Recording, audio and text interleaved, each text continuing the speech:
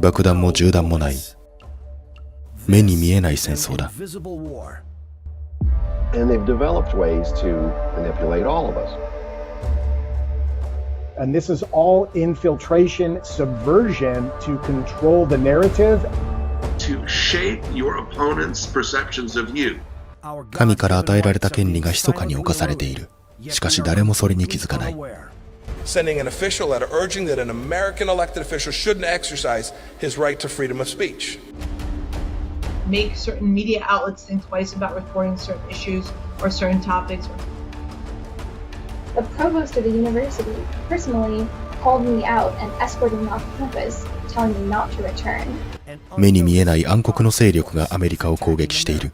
That it's a struggle between freedom and totalitarianism.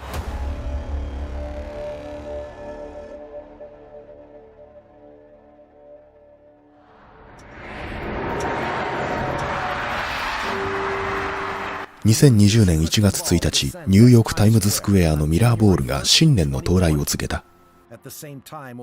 当時7000マイル彼方の中国武漢では医師8人に対する政治的圧力が高まっていた。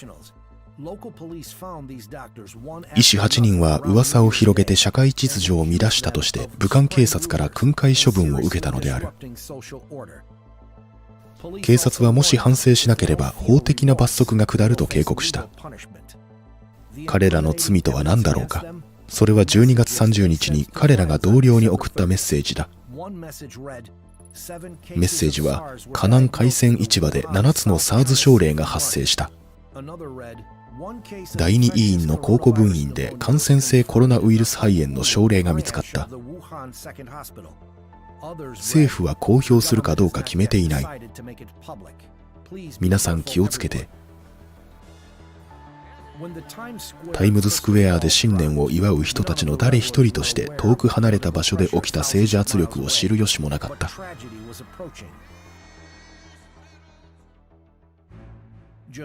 しかし悲劇は目前に迫っていた。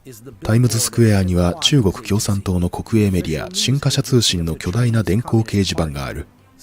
大晦日の夜から7時間後、新華社は中国語でニュースを伝えた。武漢警察は偽情報を流した8人に対して法的措置を取った。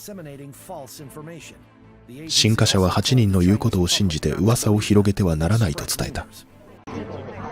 You had hero doctors that were sounding the alarm, trying to tell the world about COVID-19. And the Communist Party of China clamped down on that immediately. That censorship directly exacerbated COVID-19. And it is something that is now impacting so many Americans.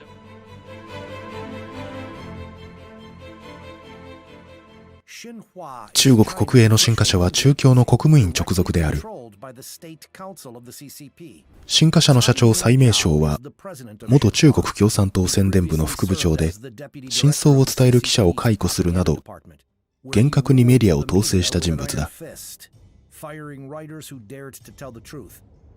メディアを掌握し忠実な党員であることからニュース殺しと呼ばれている。2011年7月、新華社はタイムズスクエアでの長期広告契約を結んだ。大型スクリーンの広告費は推定で毎月30万から40万ドル。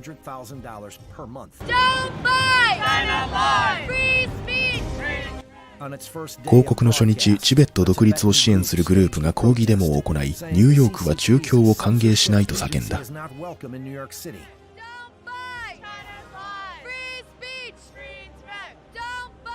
It's the official source of information that's very tightly controlled editorially by the Chinese government and Communist Party in terms of what they're able to publish, to the extent that they basically use it as a way to channel the official version of events within China. 中共はこの掲示板をチャイナスクリーンと呼ぶ。当局の大外宣、つまり対外宣伝戦略の象徴だ。巨額の資金を投入したメディア浸透は北京政府のイメージアップを図るための戦略だ。2008年北京オリンピックの時、中共はイメージアップに余念がなかった。中国がオリンピックを完璧に開催できることを誇示したかったのである。しかし開幕の裏で中共は人権を踏みにじり、違憲者を弾圧した。2週間に及ぶ暴力的なデモの後で、世界中の政治家や人権団体が北京オリンピックのボイコットを呼びかけた。メンツを潰された中共は自分をよりよく見せる必要があると感じ、対外宣伝を強化することにした。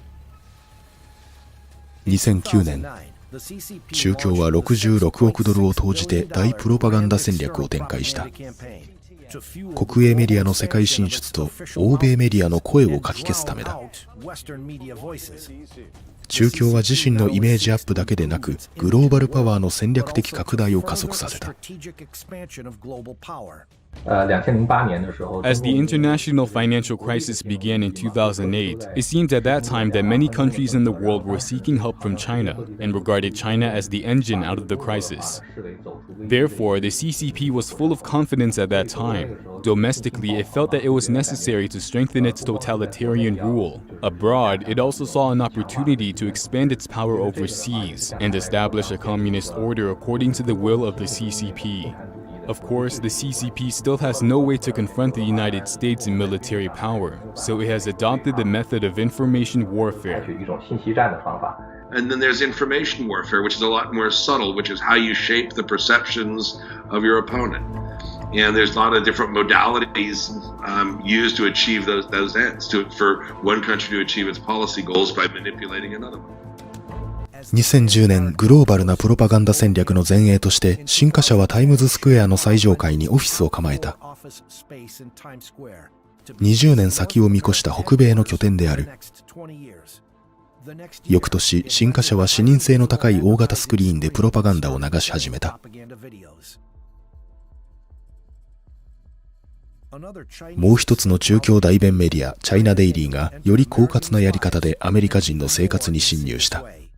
China Daily, for example, the CCP controlled a state-sponsored newspaper from China is dropped on my doorstep as a member of Congress in my House office building. That's just skimming the surface of how powerful and how advanced the Chinese propaganda machine really is. チャイナデイリーはチャイナウォッチという付録ページを作っている。これはワシントンポストやウォールストリートジャーナルを含む大手新聞の中に何年間も広告として挿入されている。The Chinese Communist Party understands that politicians in the West, unlike there, have to be responsive to public opinion to some degree. And by growing their influence in these other media outlets, they're able to shape American perceptions of communist China to make the American public at least less hostile, which makes it easier for Chinese Communist Party officials to deal with American elected officials. 中国についてのストーリーを形成するため、広告は中国がオープンで文明的であるかのように見せかける。中共の下で人々は経済的な繁栄と自由を謳歌し、中国市場はチャンスにあふれているというストーリーである。挿入ページの第一面にはかろうじて見える程度に中国国営メディアの広告と印字されている。Don't focus on what the Chinese Communist Party, what the narrative is. Remember, a communist regime dominating a narrative and controlling the narrative. Look at their actions over the past decade and several decades and since they've been in power. When you look at a Marxist-Leninist socialist system or socialism with Chinese characteristics, it's always for the betterment of the party. They will trample human rights, basic rights of individuals in order to get to that goal, and they make no mistake about that. And we know what they're doing to the ethnic Uyghurs in northwest China and Xinjiang. We know what they did in Tibet, and we know what they've done in the Falun Gong and the Christians. 1983年、司法省は中共宣伝部直属のチャイナデイリーを外国の代理店と認定した。6月1日、司法省に提出された文書によると、2016年11月から3年間でチャイナデイリーは460万ドル以上をワシントンポストに、600万ドル近くをウォールストリートジャーナルに支払っていた。It is quite difficult for many newspapers to survive in the digital age. The Chinese Communist Party can publish a lot of information on these newspapers with such a large sum of money.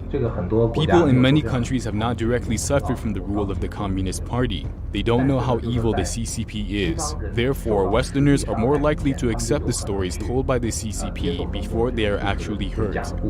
So, Nazi Germany with Joseph Goebbels. Information warfare has been with us for a long time. Now the media environment has changed. How people absorb and consume information, how rapidly, how it's disseminated is very different from earlier 20th century methods. But the goal is the same, and that is to shape your opponent's perceptions of you, to undermine their will to confront you. アメリカの報道の自由のおかげで世界は中共の本質を理解した。1989年、中国軍が天安門広場の民主化運動を血みどろにしたとき、欧米の記者たちは危険を冒して暴政と戦う中国人の姿を捉えた。1997年、アメリカのメディアは死刑囚を源とする国家ぐるみの臓器売買の様子を報道した。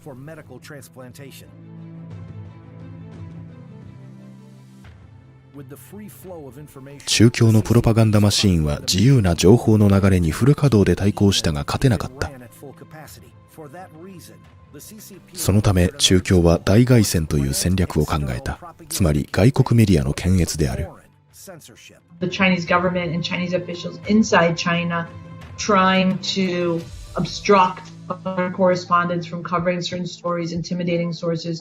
And so it does make it harder for them to report information on various aspects of what's happening in China that the Chinese government doesn't like. 2012年、ニューヨークタイムズとブルームバーグが中共幹部の莫大な財産について報じると、2社のウェブサイトは中国で閉鎖され、記者たちのビザは拒否された。1年後、ブルームバーグは中共トップの金銭関係をめぐる調査記事を抹消したという。2018年、ラジオフリーアジアが新疆での人権侵害について報じた後、中共は少なくとも記者5名の親戚を逮捕した。2019年、中共はロイターの提携会社でデータ管理専門のリフィニティブに対し、中国での営業を許可する代わりに天安門虐殺事件を削除するよう要求した。最終的にリフィニティブは中共に従った。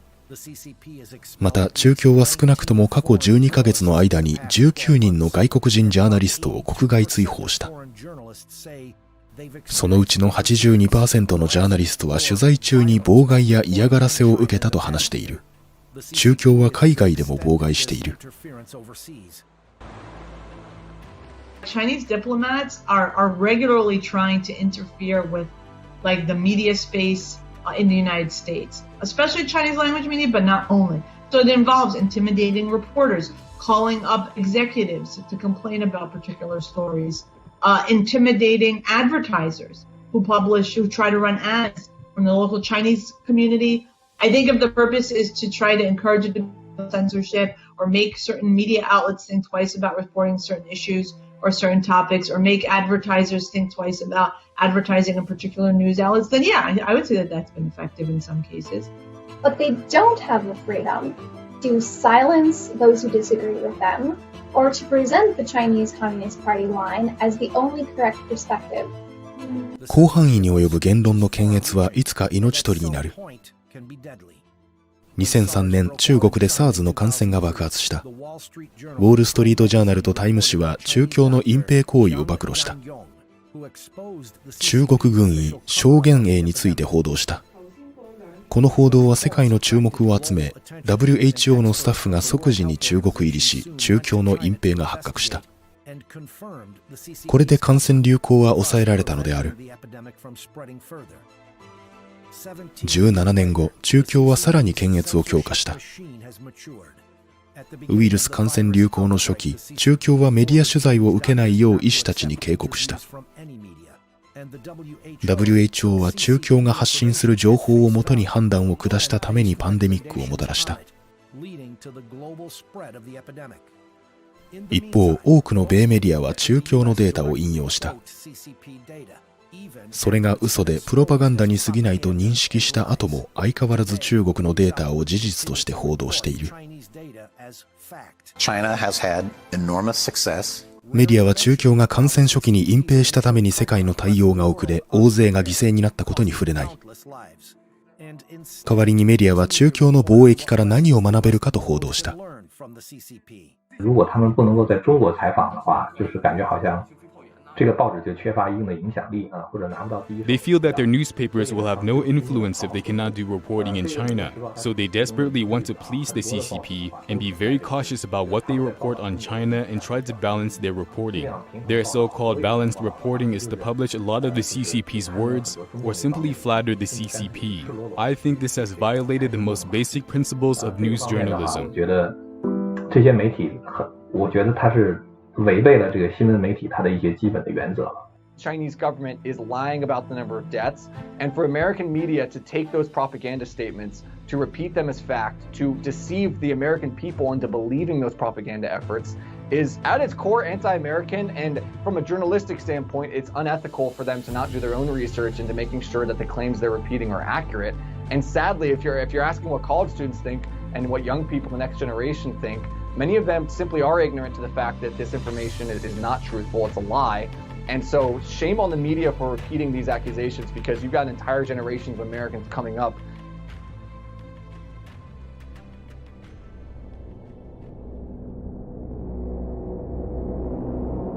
パンデミックが引き続き世界で拡大する中、中共は中国を非難する代わりに称賛するよう世界に呼びかけている。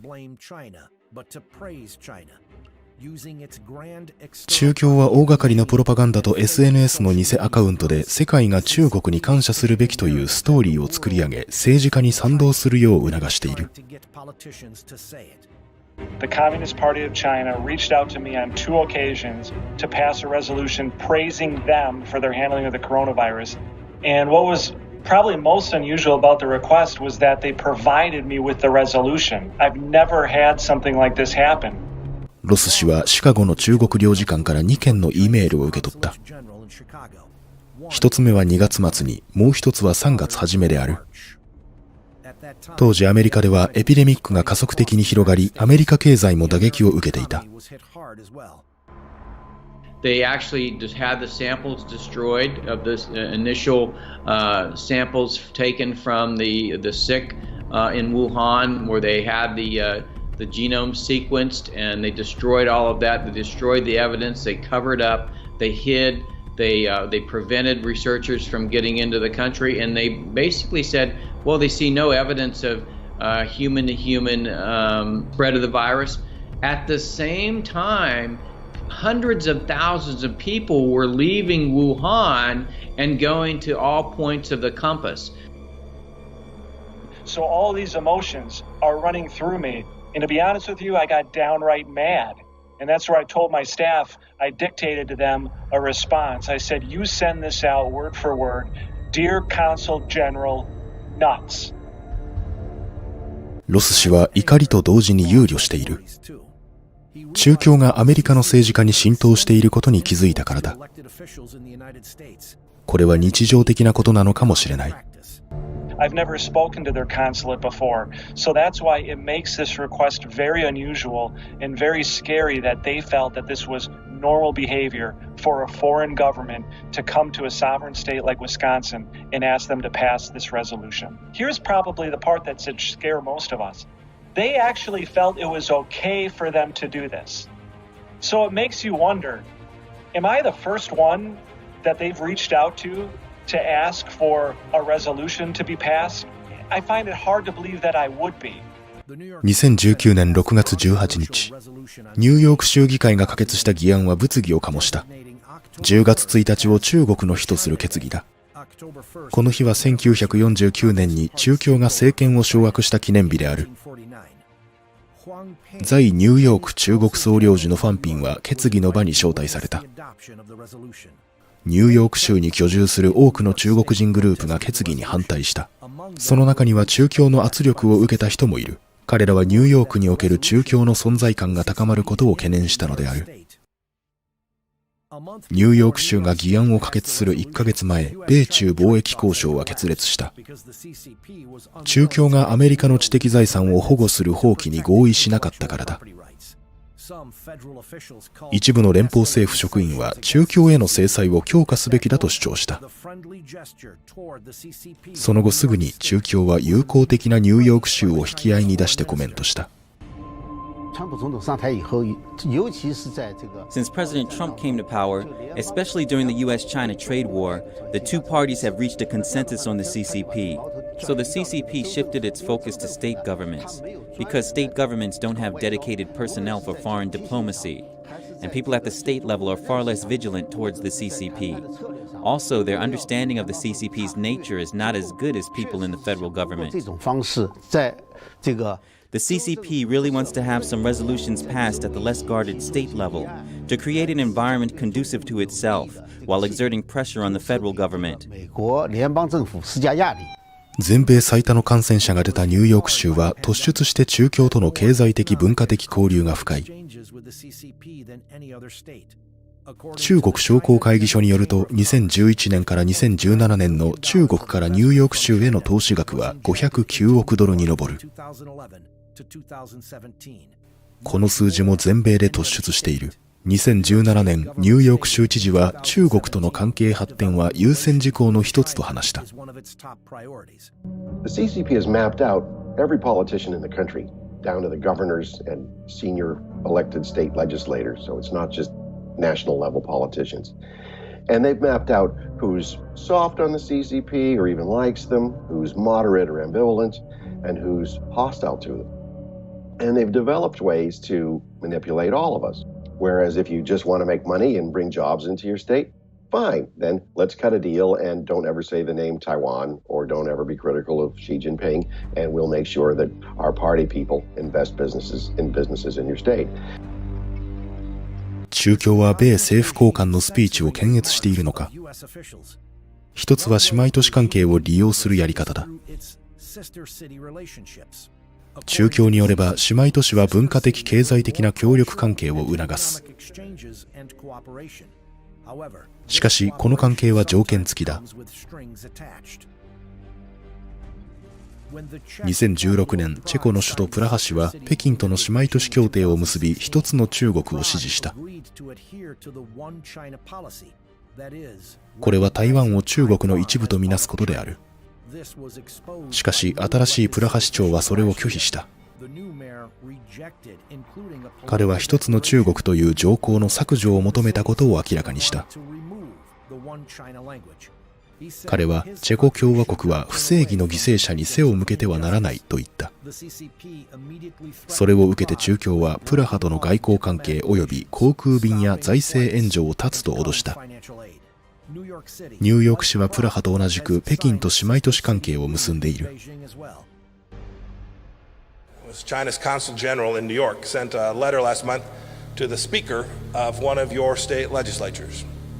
Here's what the letter said in part. It said, quote, "As we all know, Taiwan is part of China. Avoid engaging in any official contact with Taiwan, including sending congratulatory messages to the electeds. A representative of the Chinese Communist Party in the New York City sending an official letter urging that an American elected official shouldn't exercise his right to freedom of speech. And this isn't a one-off event. It's happening all across the country." 友好という言葉が悪用されている。人権と宗教の自由を守る協会は中国河南省党委員会の内部文書を公開した。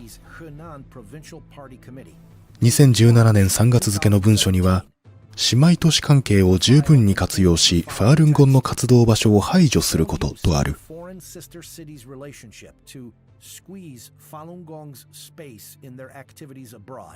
ファールンゴンは人気の高い中国の修練法で1999年より厳しく弾圧されている。しかし中国以外の国では自由に連行できる。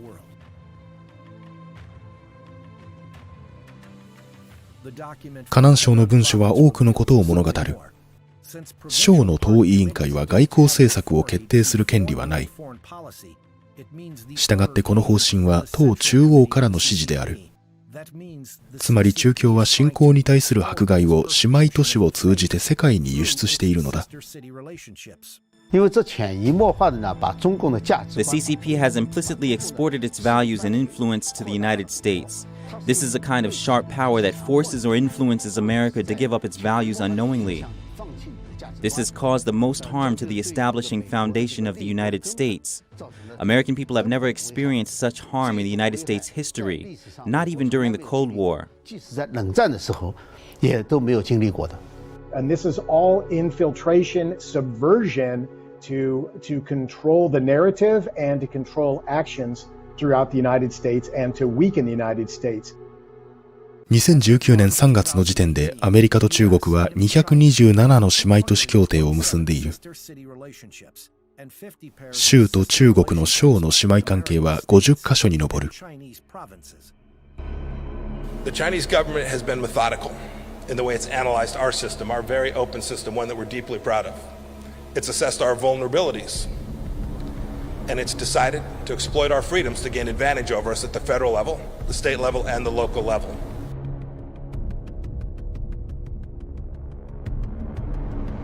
2004年、もう一つのトロイの木馬が文化交流の名のもとにアメリカに侵入した。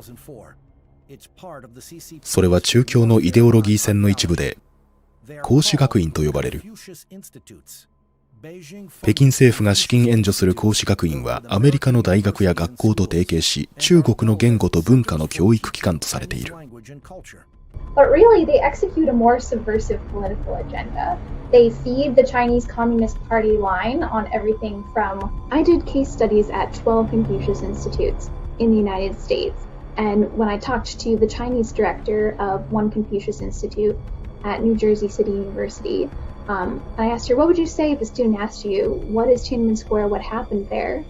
Her answer was that she would show a picture and point out the beautiful architecture. That's the most important thing about Tiananmen Square, the architecture.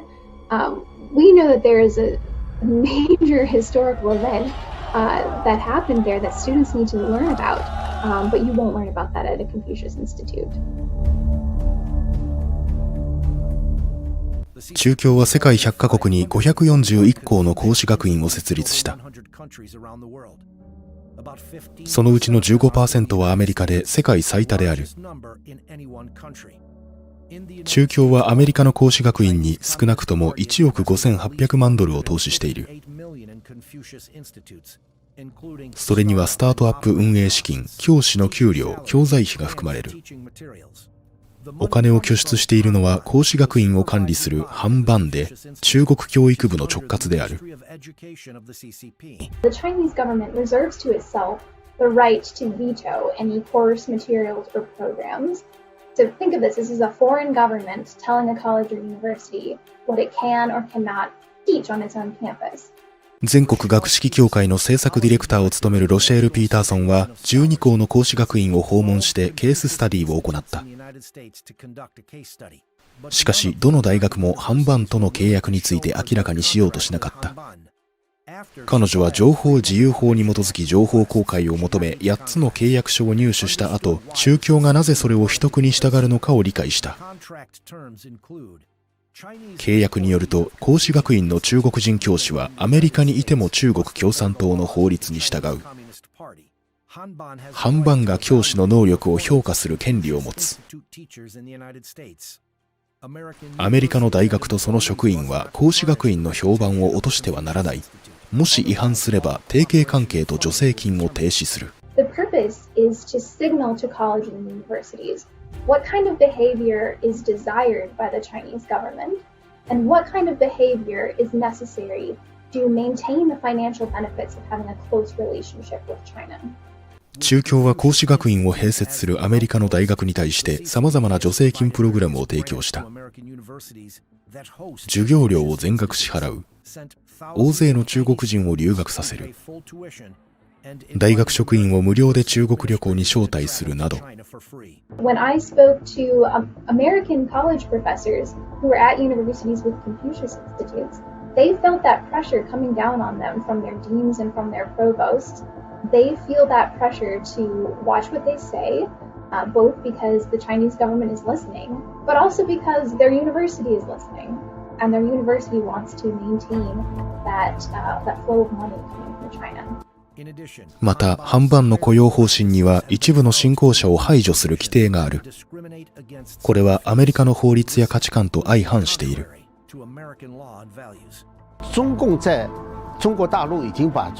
The Chinese Communist Party has wiped out the traditional Chinese culture in mainland China.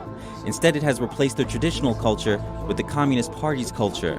So the cultural exchange is actually exporting the Communist Party's culture to the world. The CCP culture is contrary not only to American values, but also to the universal values of the world. If this cultural exchange is accepted unwittingly, it is actually helping the CCP undermine American values.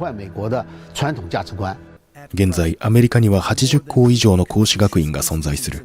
そのうちの 15% にあたる12校の学院はニューヨーク州に集中し、他州をはるかに超える。When I went to Alfred University, having actually secured permission in advance to go to the university and visit the Confucius Institute, I found that when I actually arrived on campus and tried to sit in on a class, the provost of the university personally called me out and escorted me off campus. I felt deeply alarmed that basically the Confucius Institute had set up a little piece of the Chinese government right on campus.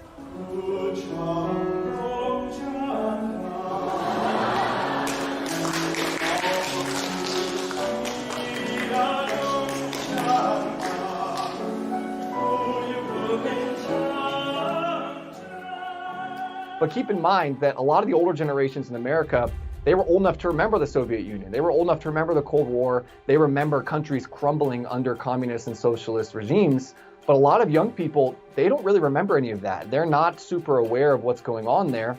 And because of that, they're more likely to fall for the propaganda efforts than maybe older generations are. The communist and other totalitarian regimes, they try to create Homo Sovieticus or Homo Communisticus in order to make people think or stop thinking and just accept what the party says is right or wrong. Beijing knows that today's kids are tomorrow's leaders. The China competition is happening. It's happening in your states, and it's a competition that goes to the very basic freedoms that every one of us values. Then it's a struggle between freedom and totalitarianism, between people having the choice to do with what they want with their lives and then having somebody else tell them what they must do and how they must live. And that's why when I look at the Chinese people, I see us in them. But I also know that in the end of the day, if you look at history, right always wins out.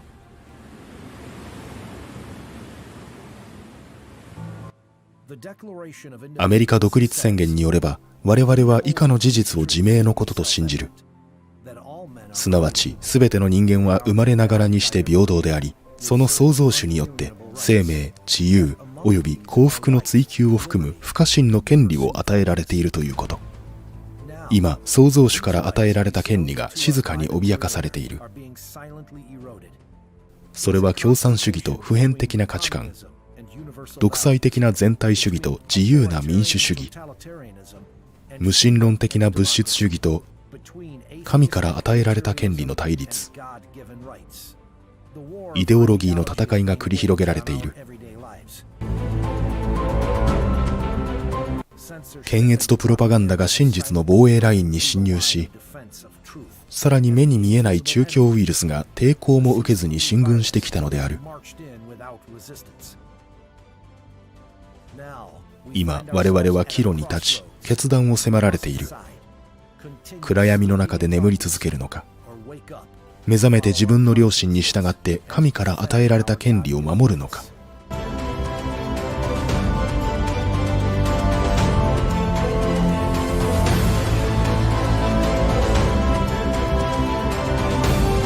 中国共産党を拒否する署名をお願いします。